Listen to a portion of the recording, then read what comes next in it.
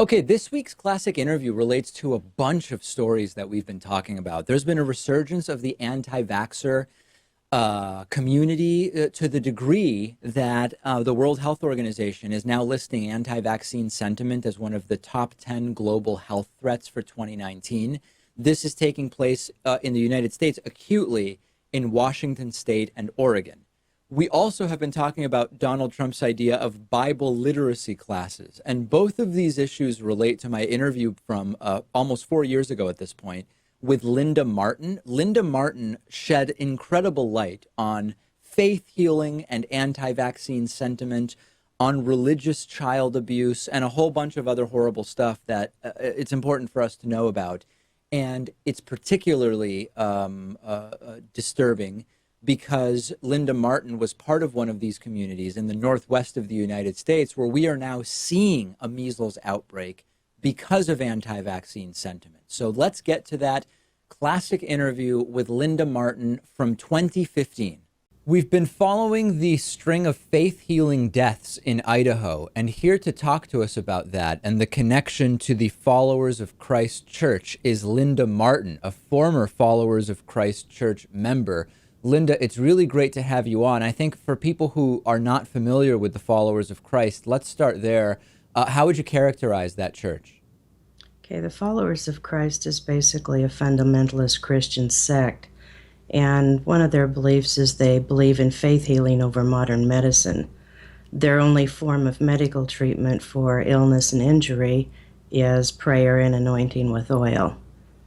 Okay, and how did you first, were you born into the Followers of Christ Church? Did you join as an adult? I was born into the Followers of Christ.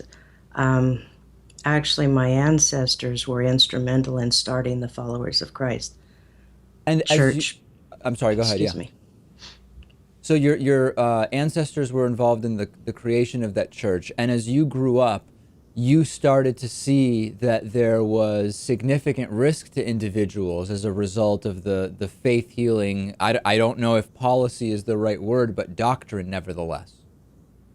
Yes, as I was growing up, I never was really comfortable with the church and its beliefs, and so I left at 16. And talk to us about how the faith healing is introduced. In other words, when people read about a church that has a doctrine of faith healing by prayer and oil anointment, they might wonder, well, is that something that is handed out on a pamphlet for people to read? Are there sermons where people are aggressively told that they are not to see regular, what I guess we would call Western doctors? How is this doctrine presented to the followers? It's pretty much presented in their sermons, what the followers are taught. And I heard this, I remember hearing it when I was 4 years old, that medicine and doctors are a temptation from Satan. And to give in to medicine and to use medicine is a sign of weak faith and giving in to Satan. Were there threats of punishment or expulsation from the church if one was to just go see a regular doctor? You don't really get threats, but if you do see a doctor, it's well known that you will be shunned. My brother actually sought medical treatment after 63 years of being in the church. And when he started receiving medical help, the church elders came to him and asked him to quit attending church.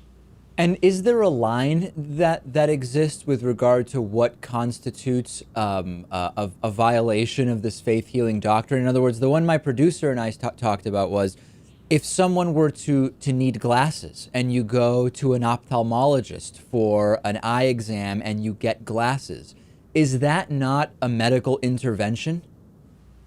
In my opinion, it is a medical intervention. In the eyes of the church, the way they see it is dental work and glasses do not prolong your life. And the way they see it is medicine can save a person's life, it can prolong a person's life, and that's God's duty. And to intervene with that and to take medicine means you're actually doing God's work.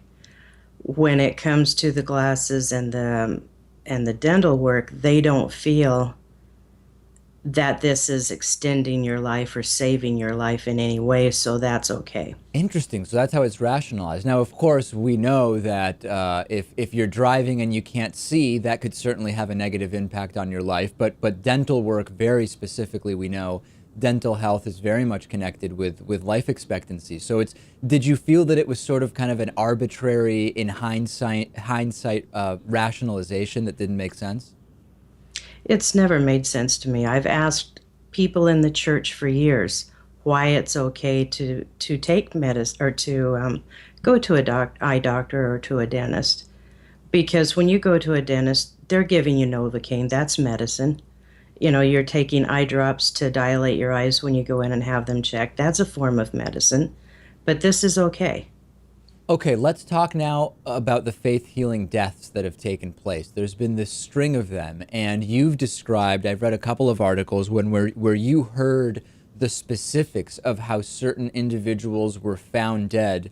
You knew right away that it had sort of the signature of the followers of Christ around it. So talk to us about that. What to you is the signature of a faith healing death?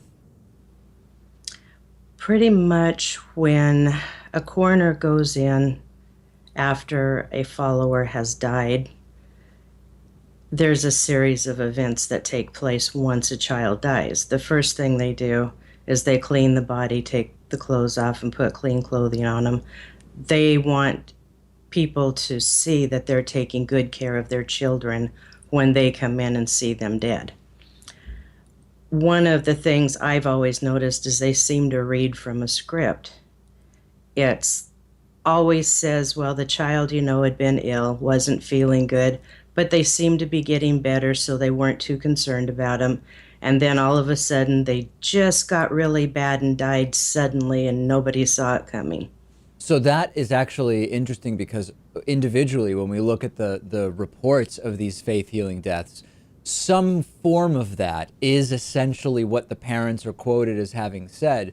Now, internally, when there was a faith healing death, if you remember, bearing in mind, of course, that you left the followers of Christ when you were 16, was the conversation internally different? In other words, how is it rationalized and discussed not for the purposes of the coroner or the police? That would depend on the circumstances. What I was hearing was that the church members were concerned about autopsies being performed. Hmm. They are very much afraid of authorities coming in and questioning their story at all. And were there very specific discussions that led to this sort of script that you described? In other words, this is how we should talk to coroners to prevent a further investigation? I don't know if there's much conversation going on between people, but that's just always what you hear. 99% of the children that die, if you look at the descriptions in the coroner's reports, well, we thought they had the flu. Almost all of them seem to die from the flu. Was there ever a discussion about why God wanted so many of the children of the followers of Christ to die? I never really heard any discussion about why. It was just always when the children died, it was God's will. Okay, and let's now talk about legislation in Idaho. We have seen some successful prosecutions of parents who chose to faith heal. What exactly is going on now with regard to legislation around this? Okay, in Idaho, they have 4 laws on their books, 2 in the criminal code and 2 in the civil code. And basically, what they say is that a parent is not neglecting their duty to the child if that child dies and their only treatment is prayer. So, pretty much, Idaho law is sanctioning this form of child abuse. It's quite a blank slate, isn't it? If there was prayer and the parents believed that that was a form of medical treatment, then they are essentially exempt from prosecution. Yes, Idaho has a legal defense to manslaughter, or a religious defense to manslaughter. So what is being done? What are you trying to do? We had a bill introduced last year. Representative John Gannon introduced a bill that would have amended Idaho Code 1815014, which is in the criminal code. And the way it would have amended that would have been the parent was not negligent if they sought spiritual means alone, unless that led to a child being permanently disabled or death. That would be a very significant change. And where does that stand now? What are the chances of this becoming a real thing? The way it stands now is there's been little movement to get that reintroduced into the legislative session this year. I'm actually going to be going to Idaho next week to talk to the legislators and see if we can get another bill going forward this year. What would it make sense for our audience to do about this? Who can they call or email in the Idaho legislature to try to put pressure on them to pass this? The Speaker of the House, Scott Bedke, would be a good place to start, and then members of the Judiciary and Rules Committees.